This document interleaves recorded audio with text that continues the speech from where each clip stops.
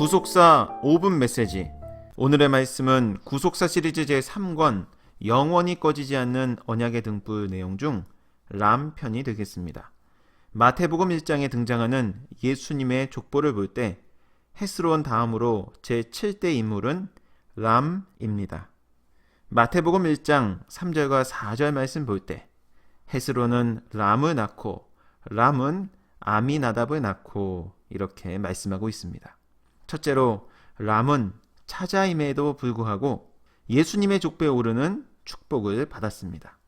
역대상 2장 9절 말씀 볼 때 헤스론의 장자는 여라무엘이고 둘째 아들은 람이라고 말씀하고 있습니다. 역대상 2장 9절 말씀, 헤스론의 낳은 아들은 여라무엘과 람과 글루베라.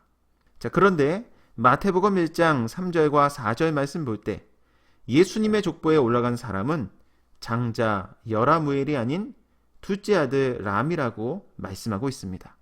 그렇다면 람은 어떻게 예수님의 족보에 올라가는 축복을 받게 된 것일까요? 그것은 람의 형인 여라무엘의 모습을 통해 우리는 추정해 볼 수 있겠습니다. 역대상 2장 26절 말씀 볼 때 람의 형 여라무엘은 아내가 있음에도 불구하고 또 다른 아내를 취하였다고 말씀하고 있습니다. 역대상 2장 26절 말씀, 여라무엘이 다른 아내가 있었으니 이름은 아다라라. 저는 오남의 어미더라. 이렇게 말씀하고 있습니다. 이는 여라무엘이 아내가 있음에도 또 다른 아내를 취함으로 그의 경건 생활에 있어 부족함이 있음을 알려주는 표현이 되겠습니다.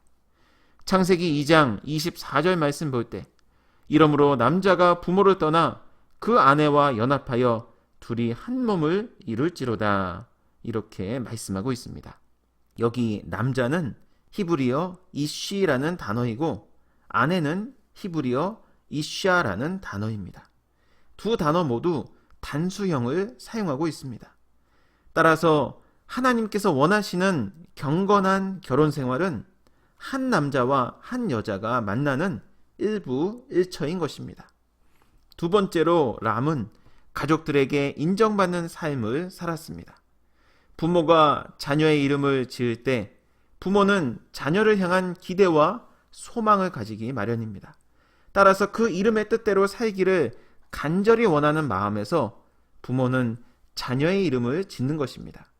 그런데 역대상 2장 25절 말씀 볼 때 람의 형 여라무엘은 큰 아들을 낳고 그 이름을 자기 동생의 이름과 같은 람이라고 지었습니다. 역대상 2장 25절 말씀 볼 때 헤스론의 맏아들 여라무엘의 아들은 맏아들 람과 그 다음 분하와 오렌과 오셈과 아히야며 이렇게 말씀하고 있습니다. 이것은 여라무엘이 평상시에 람이라는 이름을 좋게 여길 정도로 람이 가족들에게 인정받는 삶을 살았음을 알려주는 것입니다. 그렇다면 람은 어떻게 해서 가족들에게 인정받는 삶을 살았을까요? 여러분, 람의 이름의 뜻은 높이 들린 그리고 높은 이라는 뜻입니다. 따라서 그의 이름의 뜻을 볼 때 우리는 그가 높이 들린 삶을 살았음을 추정해 볼 수 있습니다. 여러분, 세상에서는 자신이 높아지기 위해서 다른 사람을 적으로 생각하여 그들에게 피해를 끼칩니다. 그러나 성경을 볼 때 하나님께서 높이시는 자는 자신이 높아지려고 다른 사람들에게 피해를 끼치는 삶이 아닌 자신을 낮추는 삶이라고 말씀하고 있습니다. 야고보서 4장 10절 말씀 볼 때 주 앞에서 낮추라. 그리하면 주께서 너희를 높이시리라. 이렇게 말씀하고 있습니다. 사랑하는 여러분, 자신을 낮추어 높아지심으로 우리의 본이 되신 분은 바로 예수 그리스도이십니다.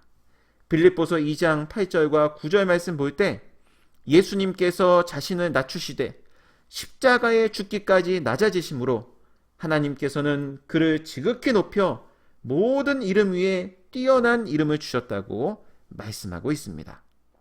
사랑하는 성도 여러분, 오늘 하루 저와 여러분에게 자신을 낮추는 겸손한 은혜가 있기를 바라겠습니다. 그러면 반드시 하나님의 정하신 때에 저와 여러분을 높여주신다는 사실 믿으시고 오늘도 주시는 말씀으로 승리하는 복된 삶을 살아가시길 주님의 이름으로 축원합니다.